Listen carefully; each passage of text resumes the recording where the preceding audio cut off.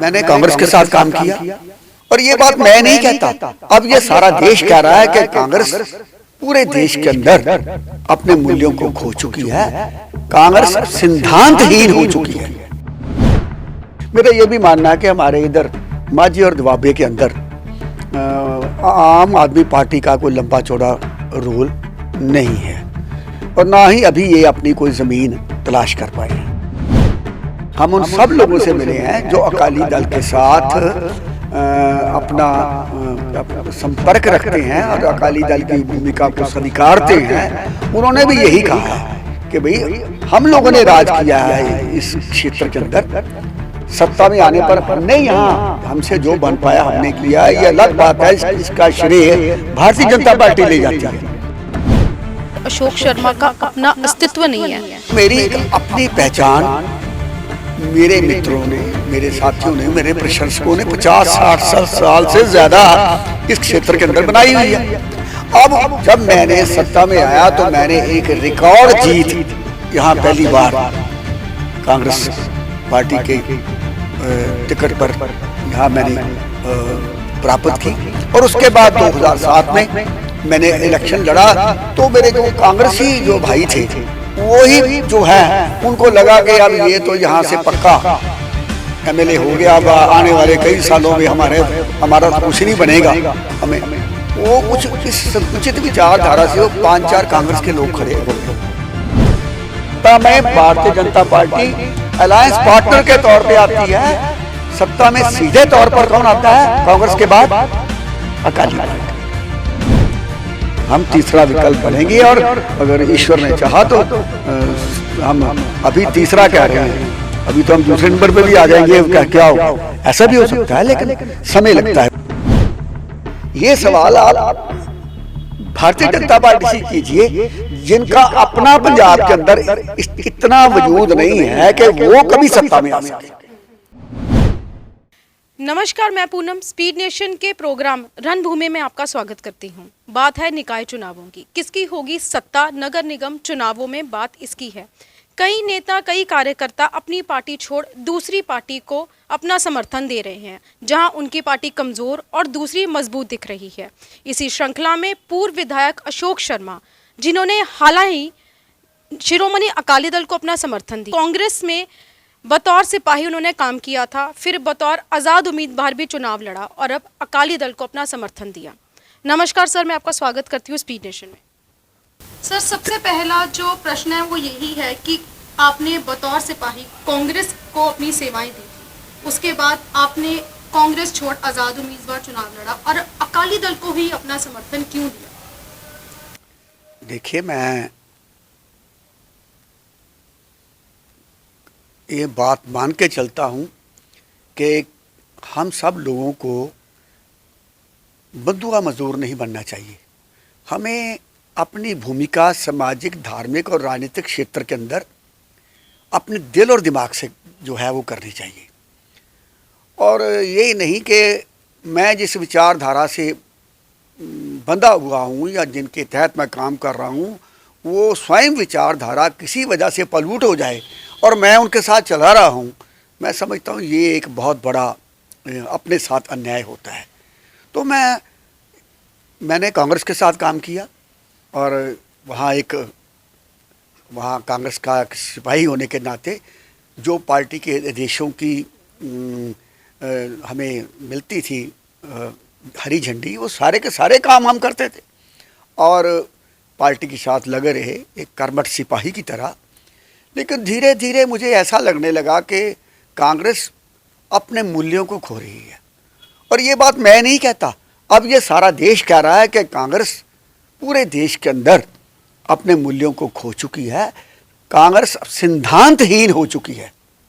और ऐसी जगहों पे जाके सिर्फ इसलिए हम बंधे रहें या मैं उनके साथ लगा रहा हूँ कि चूंकि मैं कभी कांग्रेसी था, अब ये चाहे सिद्धांतहीन है या मूल्यों पर आधारित इनकी सोच नहीं रही, पर मुझे काम करना ही है, तो मैं समझता हूँ ये एक बहुत बड़ा दिल और दिमाग पर भार है।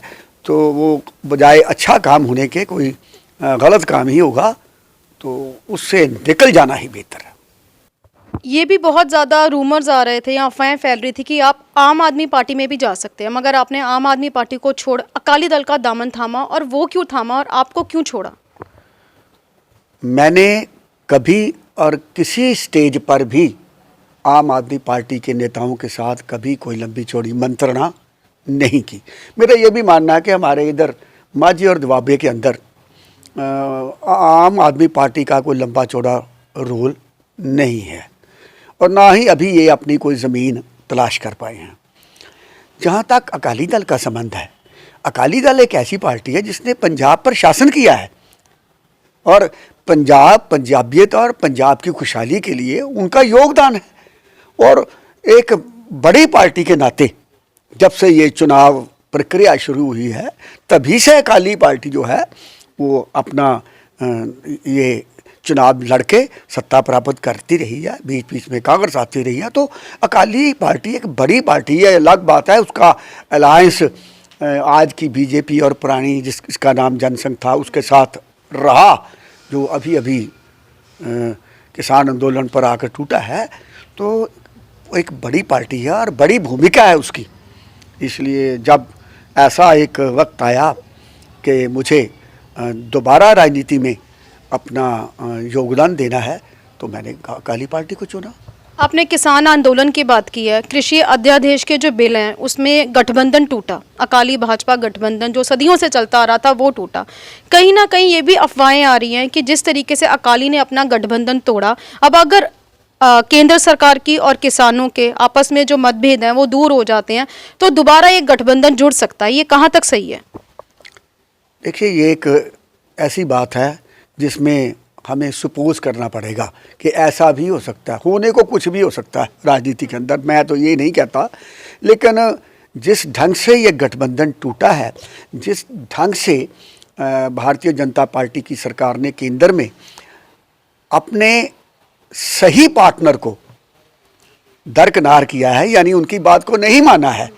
अगर मान लेते तो उनसे उनका सम्मान बढ़ता, उनका किसानों के अंदर सम्मान बढ़ता, लेकिन वो अपनी ज़िद पर अड़े रहे और उन्होंने अलायंस को तोड़ना ही मैं समझता हूँ वो ठीक समझा। तो इन हालातों के अंदर मुझे अभी ऐसा नहीं लगता कि ये किसान आंदोलन जो है वो जो है इसके ये परमात्मा करे ये सफल हो जाए, तो इसके बाद ये दोनों पार्टियां फिर दोबारा से जुड़ जाएंगी। अभी ऐसा कुछ दिखाई नहीं देता। बात करें टिकटों के आवंटन की, आम आदमी पार्टी ने अपनी 2 लिस्टें जो हैं 27 उम्मीदवार जो हैं वो मैदान में उतार दी हैं। भाजपा और कांग्रेस जो है वो भी गणना कर रही है कि उम्मीदवारों को कब तक उतारा जाए। आपकी स्ट्रैटेजी क्या रहेगी? कैसे आप टिकटों का आवंटन करेंगे, कैसे उम्मीदवारों को उतारेंगे और सूची कब तक आपकी ओर से जो है वो आगे आ जाएगी?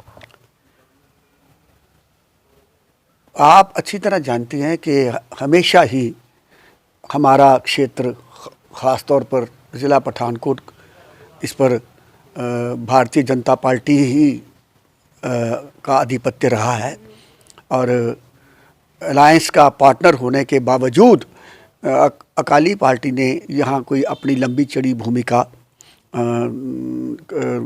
चुनाव के अंदर नहीं दिखाई, क्योंकि ये क्षेत्र जो है वो भारतीय जनता पार्टी के एलोकेटेड जो उनको मिलते थे क्षेत्र, उनमें से आता था। और ना ही भारतीय जनता पार्टी ने कभी ऐसा किया कि अपने पार्टनर को कोई उनके लिए कुछ खुला दिल से उनको भी बाकायदा तौर पर रिप्रेजेंटेशन दी जाए, ऐसा भी उन्होंने किया नहीं। और अकाली पार्टी ने भी कभी ऐसी लंबी चौड़ी कोशिश नहीं की। लेकिन अब चूँकि अलायंस टूट चुका है और अकाली पार्टी यहाँ पर है और कॉरपोरेशन के चुनाव हैं, तो जाहिर है कि ये चुनाव तो पूरी तरह लड़ना ही पड़ेगा। और जब अब लड़ने के लिए निकले हैं तो हमारे लोग जो हैं पूरे क्षेत्र के अंदर हैं, और उनको इकट्ठा करके उनकी राय लेने के बाद हम उन सब लोगों से मिले हैं जो अकाली दल के साथ अपना संपर्क रखते हैं और अकाली दल की भूमिका को स्वीकारते हैं। उन्होंने भी यही कहा है कि भाई हम लोगों ने राज किया है इस क्षेत्र के अंदर, सत्ता में आने पर हमने यहाँ हमसे जो बन पाया हमने किया, ये अलग बात है। इसका श्रेय भारतीय जनता पार्टी ले जाती है, क्योंकि वो इस क्षेत्र के अंदर वो सत्ता का प्रतिनिधित्व भारतीय जनता पार्टी करती है।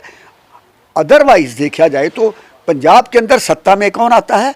अकाली दल आता है।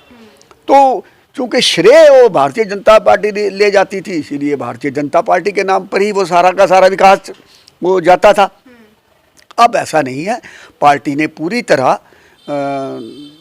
मेहनत की है और हम इस स्थिति में हैं कि हम 50 के 50 वार्डों में अकाली कैंडिडेट खड़े करेंगे। बात करें अशोक शर्मा की, तो सोशल मीडिया पर ये बहुत ज़्यादा बातें जो हैं वो सुनने में आ रही हैं कि अशोक शर्मा का अपना अस्तित्व नहीं है। कारण ये है कि पहले वो कांग्रेस में थे, फिर वो बतौर आज़ाद उम्मीदवार लड़े और अब शिरोमणि अकाली दल का किया। तो इस जो ये बातें उठ रही हैं उसको लेकर आपको लगता है कि जो अकाली दल है उसको आप कितनी ऊंचाई तक लेके जा सकते हो या जीत हासिल करवा सकते हो, कि ये बहुत बड़ी चुनौती है आपके लिए? देखिए, कुछ लोग मुझे सिर्फ राजनीतिक दृष्टि से ही देखते हैं, तो उनका जो ऐसा सोचना है वो बड़ा संकुचित सा लगता है। मैं पिछले 50 वर्षों से ज़्यादा सामाजिक, धार्मिक, सांस्कृतिक क्षेत्र में काम कर रहा हूँ और मेरी एक अपनी पहचान मेरे मित्रों ने, मेरे साथियों ने, मेरे प्रशंसकों ने 50-60 साल से ज़्यादा इस क्षेत्र के अंदर बनाई हुई है। अब कुछ ऐसा हुआ, कुछ हालात ऐसे बने कि मैं राजनीति में भी आ गया, तो वहाँ भी मुझे काम करने का मौका मिला, तो मैं सत्ता में भी आया। और जब मैंने सत्ता में आया तो मैंने एक रिकॉर्ड जीत यहाँ पहली बार कांग्रेस पार्टी के टिकट पर यहाँ मैंने प्राप्त की। और उसके बाद 2007 में मैंने इलेक्शन लड़ा, तो मेरे जो कांग्रेसी जो भाई थे वो ही जो हैं उनको लगा कि अब ये तो यहाँ से पक्का एमएलए हो गया, अब आने वाले कई सालों में हमारा तो कुछ नहीं बनेगा हमें। वो कुछ इस संकुचित विचारधारा से वो 5-4 कांग्रेस के लोग खड़े हो गए। नतीजा ये रहा कि वो 5-4 लोग कोई 26,000 के करीब वोट ले गए, अलग अलग, थोड़ा थोड़ा कोई उधर ले गए। लेकिन इसके बावजूद मैं 4,500 के मार्जिन से हरा। मेरी स्थिति तो उस वक्त इन्होंने कर दी जो महाभारत के अंदर अभिमन्यु की थी। सभी के सभी मुझे उन्हें कहा कि ये आने वाले समय के लिए ये यहाँ से एक पक्की ऐसी एंटिटी हो जाएगी जिसे हराना मुश्किल है, तो अभी इसको मार दो।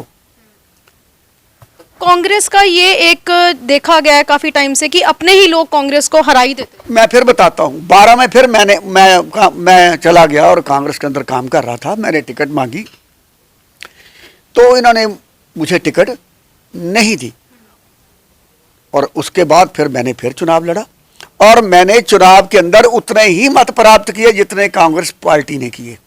अब उसके बाद मैं यहाँ काम करता हूँ। मैं उन लोगों को कहना चाहता हूँ कि ईश्वर कृपा से, चूँकि मेरी फाउंडेशंस के अंदर सामाजिक, धार्मिक और सांस्कृतिक पृष्ठभूमि है और उसी पर आधारित मेरा एक वजूद है।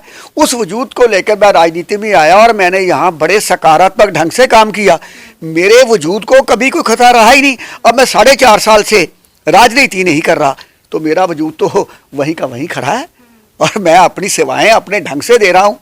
मेरा इतना संकुचित सोच नहीं है। और जो मेरे, वैसे तो जो कहते हैं निंदक नेड़े रखिए, जो हमारी इस तरह की निंदा करते हैं वो बड़े अच्छे लोग हैं।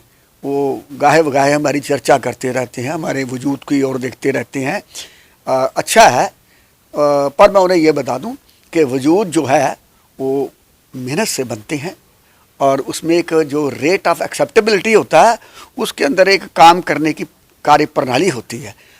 हमने शुरू से ही दिलों को जीतने की कोशिश की है और बड़े, जैसे कह लीजिए कि दिलों को जीता हमने। तो जब जो आदमी दिल जीत लेता है वो इस तरह के संबंध बना लेता है, वो अटूट संबंध हो जाते हैं। और मैं अपने आप को हर क्षेत्र में, चाहे वो सामाजिक है, धार्मिक है, सांस्कृतिक है, इवन राजनीतिक है, मैं बड़ा कंफर्टेबल फील करता हूँ। पठानकोट को भाजपा का गढ़ कहा जाता है। अब कृषि अध्यादेश जैसा ये माहौल चल रहा है, वैसे लोग भाजपा को पसंद नहीं कर रहे हैं। तो किस जगह आप भाजपा को देखते हैं, किस जगह आप कांग्रेस को भी देखते हैं, क्योंकि कहीं ना कहीं कहते हैं कि इस कृषि अध्यादेश में राजनीतिकरण भी हो रहा है। राजनीतिकरण तो हर आंदोलन का हो ही जाता है, लेकिन मान कर चल रहा हूं कि ये पूर्ण त्याग किसान आंदोलन है। देखिए, राजनीति करने वाले लोग कोई दूसरे मुल्क से तो आएंगे नहीं, वो यहाँ के लोग हैं। क्या एग्रीकल्चरिस्ट राजनीति नहीं करते? क्या एग्रीकल्चरिस्ट फैमिलीज के लोग चुनाव नहीं लड़ते? क्या उनके भाई बहन दूसरे क्षेत्रों में काम नहीं कर रहे? तो ये कैसे कह सकते हैं कि राजनीतिकरण नहीं? राजनीतिकरण जब वो लोग जाएंगे तो अब मान लीजिए मैं एग्रीकल्चरिस्ट हूँ, मेरे पास ज़मीन है, तो मैं किसान भी हुआ, तो अब मैं अगर जाऊंगा वहाँ तो आप उसको ब्रांडेड कर दें कि जी आप तो पॉलिटिकल आदमी हैं, आप ऐसा ये तो गलत है। ये तो एक मैं समझता हूँ केंद्र सरकार की तरफ से एक किस्म का कह लीजिए कि एक दुष्प्रचार है इस किसान आंदोलन के साथ। वरना जो भी राजनीतिक पार्टियां हैं वो अपना समर्थन अगर किसान आंदोलन को देती हैं तो व्हाट इज इसमें बुराई क्या है? तो मैं नहीं समझता, इसका कोई राजनीतिकरण नहीं हुआ, बल्कि धीरे धीरे किसान आंदोलन और मजबूत होता जा रहा है और दुनिया अपने हमारे देश के दूसरे प्रदेशों में भी ये फैल रहा है। निकाय चुनावों की जीत जो है वो 2022 के चुनावों पर भी निर्भर करती है, तो आप अकाली दल कहाँ स्टैंड करता है इस चीज़ को लेकर? देखिए, पता नहीं यहाँ इस पठानकोट क्षेत्र में ही कुछ ऐसा है जो बार बार लोगों को एहसास कराना पड़ता है। जिस पार्टी को आप कह रहे हैं भारतीय जनता पार्टी, अब इस पठानकोट में खड़े होकर आप बड़ी पार्टी, इसका जन्म जनसंघ के नाम से 1952 में हुआ था। अभी कल की बात होगी, हम पैदा ही हुए थे। और पंजाब के अंदर इनका हाईएस्ट स्कोर 19 सीटें विधानसभा में रहा है। अब जब अंधेरी चल रही हो तो कितने सालों में करीब एक सदी होने जा रही है। सत्ता में नहीं आई सीधे तौर पर, और जब भी सत्ता में तब आई जब अकाली दल सत्ता पर काबिज हुआ और ये उनका अलायंस का पार्टनर के तौर पे उनके साथ सत्ता में आई। जहां तक इस क्षेत्र का संबंध है, ये क्षेत्र जब कांग्रेस सत्ता में नहीं होती तो इस दृष्टि से देखता है कि अब भारतीय जनता पार्टी सत्ता में आ गई है। सत्ता में Bharatiya Janata party alliance partner के तौर पे आती है। सत्ता में सीधे तौर पर कौन आता है कांग्रेस के बाद? अकाली पार्टी। अकाली पार्टी का गठन 1920 में हुआ था। वो भारतीय जनता पार्टी से कहीं पुरानी पार्टी है। पठानकोट के अंदर भी यहाँ अकाली विचारधारा के लोग हैं, लेकिन चूंकि ये उनके अलायंस पार्टनर थे, ये अपना राजनीतिक समर्थन इसी पार्टी को देते थे, देना भी चाहिए था एज ए पार्टनर। अब जब अलायंस टूट चुका है तो वो लोग दोबारा अपनी पार्टी और अपनी पार्टियों की नीतियां और प्रोग्राम के तहत सीधे तौर पर लोगों के बीच में आ रहे हैं। तो इसमें क्या हुआ?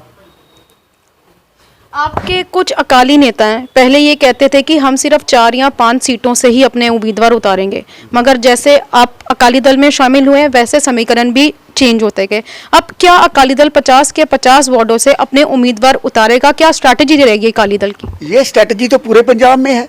जहाँ जहाँ अकाली दल अलायंस पार्टनर के साथ था, अब चूंकि अकेले लड़ रहे हैं इसलिए वो कोशिश कर रहे हैं कि अपनी पूरी नुमाइंदगी जो है पूरे पंजाब के अंदर और ख़ास तौर पर ये निकाय चुनावों में दी जाए। और उसी के तहत पठानकोट के अंदर भी ये हमारी राजनीतिक पॉलिटिकल रिस्पॉन्सिबिलिटी है कि हमारी पार्टी है तो हमें पूरे के पूरे 50 वार्डों के अंदर अपना चुनाव लड़ना चाहिए और लड़ भी रहे। हमेशा ये देखा गया कि एक बार भाजपा और एक बार कांग्रेस, ऐसा सदियों से चलता आ रहा है, मगर अब 2 पार्टीज भी हैं, आम आदमी पार्टी भी है, अकाली दल भी है। तो आपको क्या लगता है कि इस बार समीकरण जो हैं वो कैसे रहेंगे?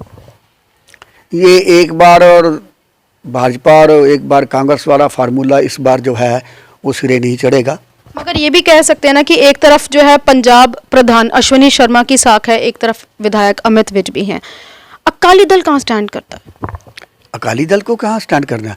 अकाली दल तो इस बार पहली बार सीधे तौर पर निकाय चुनाव लड़ने जा रहा है अपनी सारी ताकत को इकट्ठा करके जहाँ जहाँ उसके पास जो है, और हर पॉलिटिकल पार्टी का एक सोचने का ढंग होता है।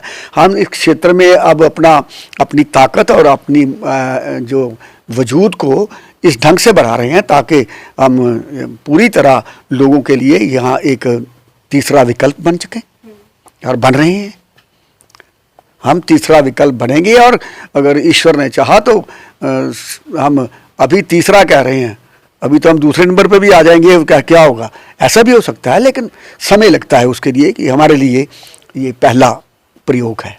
आम आदमी पार्टी के बारे में क्या कहना आपका, क्योंकि वो भी 50 के 50 वार्डों पे कह रहे हैं हम अपने जो हैं उम्मीदवार खड़े करेंगे। किसी पार्टी के बारे में ऐसे ही उनका मूल्यांकन करना अच्छी बात नहीं। हर पार्टी में अच्छे लोग होते हैं, और मेरा ये भी मानना है हर विचारधारा अच्छी होती है।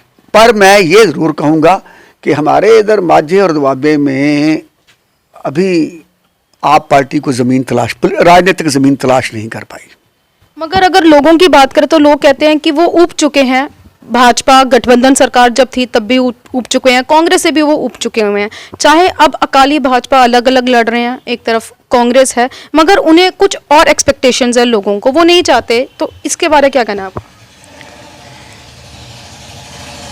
जहाँ तक मेरा मानना है कि आप अभी तक उस स्टेज पे नहीं पहुंची, ना ही इनके पास इस तरह का अभी संगठनात्मक कोई सिस्टम इतना इम्प्रूव हुआ है कि ये कुछ ऐसा कि ये विकल्प बन सकें।